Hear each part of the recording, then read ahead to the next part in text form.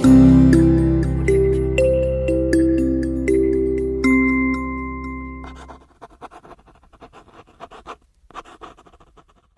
students, today I am going to discuss about the qualitative and the quantitative analysis of the organic compound. Here the how to detect the carbon and hydrogen qualitatively and sulfur, nitrogen like this. Then similarly the quantitatively how to detect the carbon and hydrogen, then sulfur, phosphorus, nitrogen, halogens like this. So many techniques are there, the Geldahl method, Carius method, Dumas method, so many methods are there. These things we are going to discuss now. See the qualitative methods, detection of carbon and hydrogen. Carbon and hydrogen can be detected using the copper 2 oxide. On heating, we will be getting that copper and the carbon dioxide for treatment with carbon. When treatment with the hydrogen, the copper 2 oxide on heating, you will be getting water. So this is the detection of carbon and hydrogen method qualitatively. For example, here the carbon dioxide gas. This carbon dioxide gas, treatment with the calcium hydroxide solution, you will be getting that calcium carbonate is precipitated out, then water is left out. Then similarly that copper sulfate, this is white in color, this is white, and this is copper sulfate pentahydrate, this is blue in color. When the copper sulfate pentahydrate is heated, it converts to copper sulfate. This is on heating. This is white in color, that water molecules are separated out. When the copper sulfate, white copper sulfate react with water, it readily regains the blue color. So this is the detection of the carbon and hydrogen. Next we will discuss the other detection of the other elements. See the detection of other elements like nitrogen, sulfur, halogen, phosphorus. This is also possible to detect qualitatively in the organic compound. Here usually Lasagni tests are used. In this method, the detection of the nitrogen, sulfur, halogen and phosphorus, we have to use the Lasagni test. Here the compound like the sodium react with carbon and nitrogen on heating, you will be getting the sodium cyanide. Sodium react with sulfur on heating, you will be getting sodium sulfide. Then react with halogen on heating, you will be getting sodium halide. See here the halide will be chloride, bromide or iodide, you can use it. The carbon, nitrogen, sulfur and halogens come from the organic compounds also. Okay. Now first the test for nitrogen. The test for nitrogen, here the sodium, sodium fusion extract is boiled with the iron 2 sulfate. This is the iron 2 sulfate and then acidified with the concentrated sulfuric acid. So the formation of the Persian blue. This is the Persian blue color in the presence of the nitrogen. So the sodium cyanide, the first react with the iron 2 sulfide. This is iron 2 sulfate and forms the hexacyanidopherrate compound. Then this is the hexacyanidopherrate 2 complex. This on heating with the sulfuric acid, the forms iron 2 ions oxidizes to get iron 3. So the iron 3 ions, that is hexacyanidate 2 to produce the Persian blue in color. This is the complex Persian blue in color. This is the estimation, detection of the nitrogen test. The next is detection of sulfur, that is test for sulfur.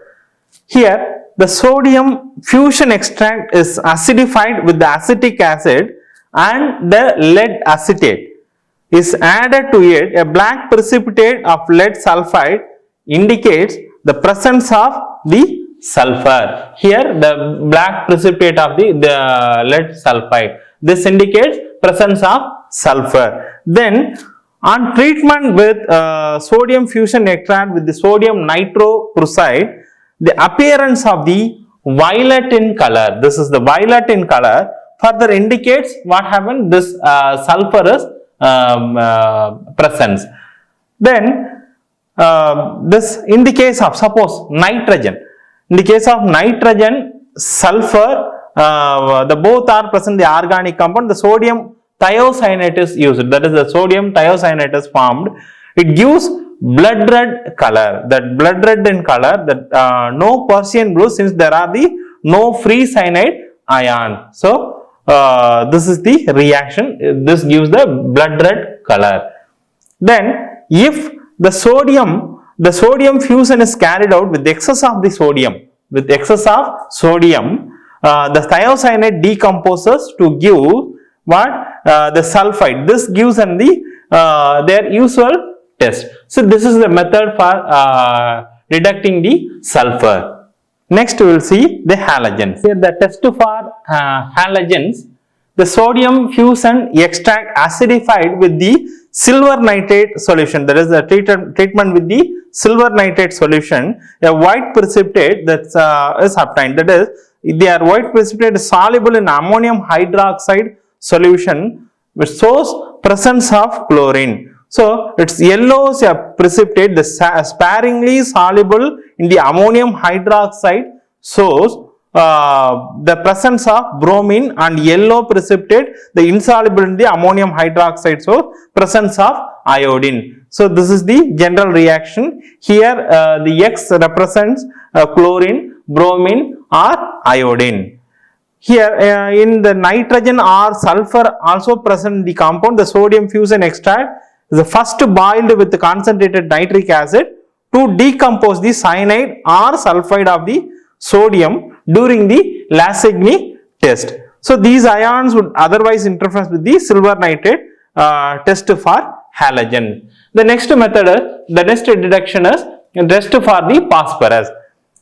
Usually the compounds heated with the oxidizing agent, the sodium peroxide, the phosphorus present the compound in the oxidizer to the phosphate. So this is the phosphate compound. The solution is boiled with the phosphate solution, the sodium phosphate boiled with the nitric acid to form phosphoric acid and the sodium nitrate.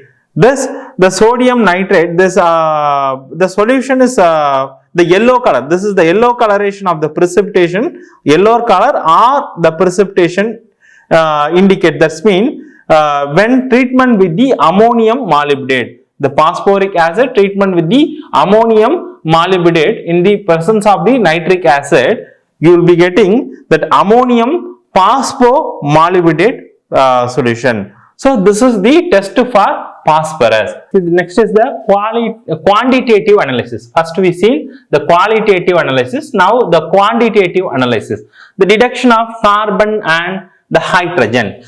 Usually this is the percentage composition of the elements present in the organic compound, usually determined by this method, this carbon and the hydrogen, mainly estimated one experimental technique. The mass of organic compound burned the presence of the excess of an oxygen and the copper 2 oxide. The carbon and hydrogen, the compounds are oxidized to the carbon dioxide. See, carbon dioxide and the water.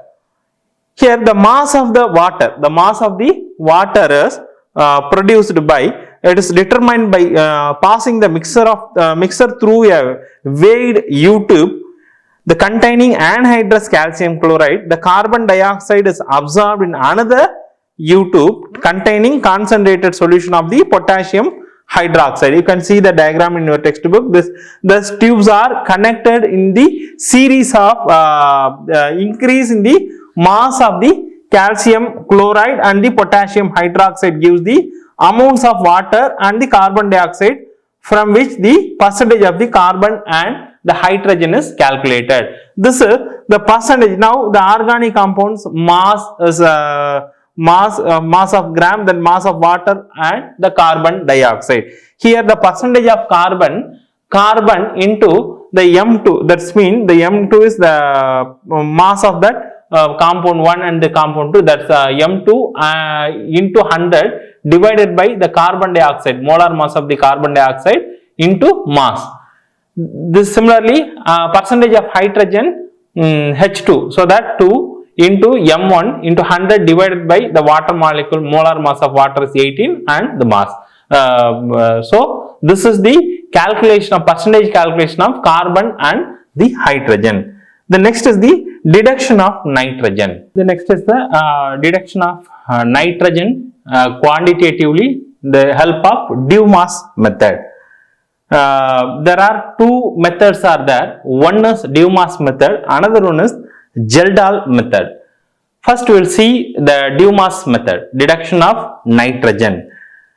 The nitrogen containing organic compound when heated with copper oxide in an atmospheric of carbon dioxide yield free nitrogen in addition to carbon dioxide and water. So this is the general reaction. The traces of nitrogen oxide formed, if any, are reduced to nitrogen passing the gaseous mixer over heated copper gas. The mixture of gases so produced is collected over an aqueous solution of potassium hydroxide, which absorbs carbon dioxide. So the nitrogen is collected in the upper part of the graduated tube. You can see the diagram, the Dumas method in the NCERT textbook. See here, now suppose the mass of the organic compound, the mass of organic compound, mass gram, volume of the nitrogen is collected, that is V1 in the milliliter, then the room temperature T1 K. Here the volume of nitrogen at standard temperature pressure is equal P1 V1 into 273 Kelvin divided by 760 into T1. Here the P1 is what? The atmospheric pressure and the aqueous tension into 22,400 milliliter of nitrogen at standard temperature pressure weighs 28 gram. Now the volume of ml, the volume ml in the nitrogen at standard temperature pressure weighs 28 into volume divided by the 22,400 gram. So the percentage of the nitrogen will be 28 into volume into 100 divided by the 22,400 into mass. So this is the formula of using the Dumas method, nitrogen, deduction of nitrogen using the Dumas method. Next we will see the Geldahl method. This is the another method of estimation of nitrogen using Geldahl method. First method is Dumas method. This is Geldahl method. The compound containing the nitrogen heated with the concentrated sulfuric acid. This is the organic compound. That means the compound containing with the nitrogen atom, and the sulfuric acid, treatment with the sulfuric acid. So what happens? It converts to the ammonium sulfate. This ammonium sulfate, further on treatment with the base, you will be getting that sodium sulfate and ammonia gas water. Then this ammonia gas treatment with the sulfuric acid, you will be getting the ammonium sulfate. This is the excess of ammonia, that means absorb. Here the suppose the mass of the organic compound taken, that is mass, this is M is mass of the compound will be gram, then the volume of the sulfuric acid, the volume of the sulfuric acid, the molarity, that is taken as the volume of ml, that is constant molarity, the capital M indicates molarity. Then the volume of the sodium hydroxide, the sodium hydroxide of molarity used for the titration excess, that is sulfuric acid, which is called V1 ml, volume of 1 ml, that is for sodium hydroxide molarity.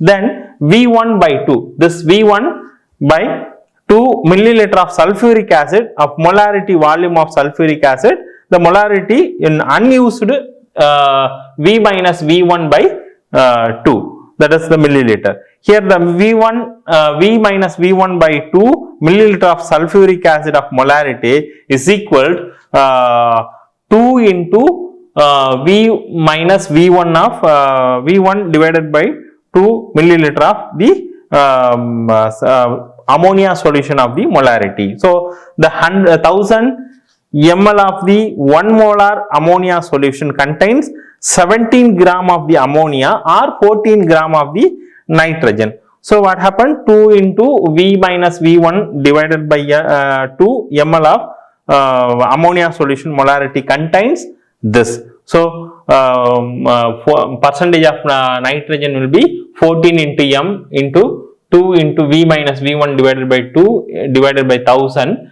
into 100 divided by m. So finally we will get that is 1.4 into m into 2 V minus V1 by 2 divided by m. This is the percentage of nitrogen calculating using the Geldahl method. Next, halogen. The next is the deduction of halogens using Carrier's method. Here the known mass of the organic compound is heated with the fuming nitric acid in the presence of the silver nitrate solution. The silver nitrate contained in the hard glass tube is called Carrier's tube. See, that is in the furnace. The carbon and hydrogen present in that compounds are oxidized to carbon dioxide and water. The halogens present forms the corresponding silver halide. This is the silver halide. It is filtrated, washed and dried and weighed. So now the mass of the organic compound taken, the mass of the compound in gram, then the mass of the silver halide formed, that is M1 gram, that is mass of the silver halide gram. Then 1 mole of the silver halide contains 1 mole of halogen. Then the mass of the halogen in M1 gram of the silver halide will be atomic mass of halogen into M1 gram divided by the molar mass of the silver halide. So finally the percentage of the halogen will be atomic mass of halogen into M1 into 100 divided by molar mass of the silver halide and into mass.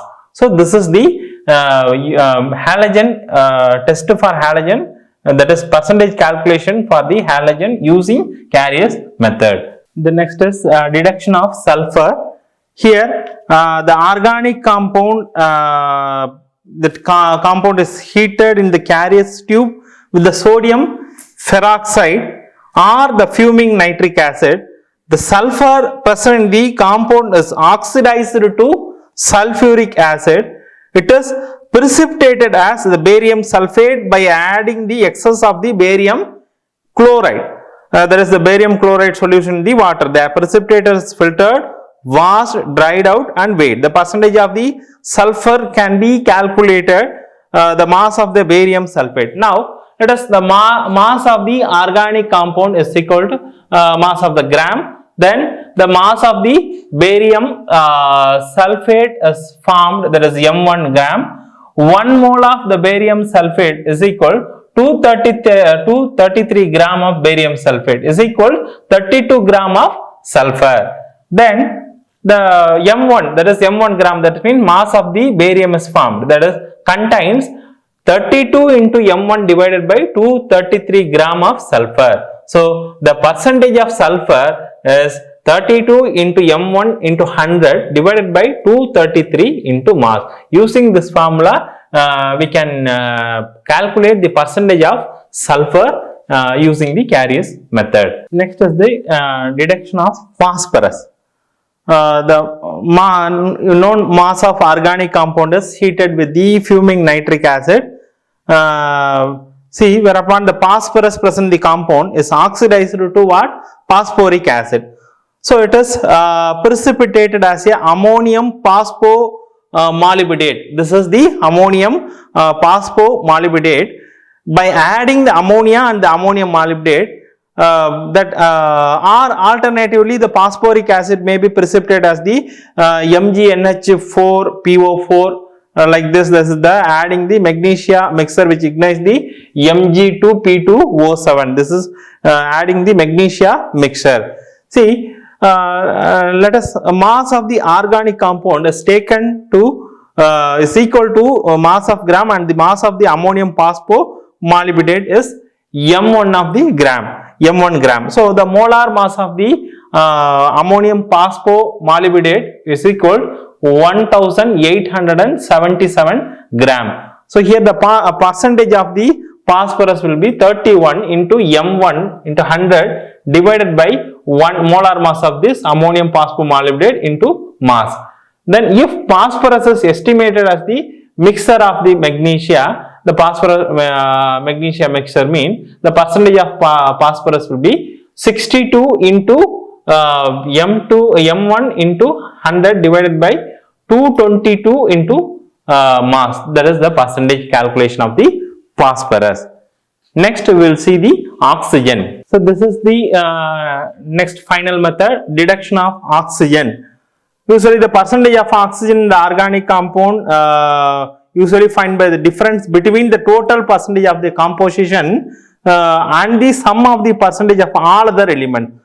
However, that oxygen can also estimated directly, like definite mass of the organic compound is decomposed by heating in a stream of the nitrogen gas.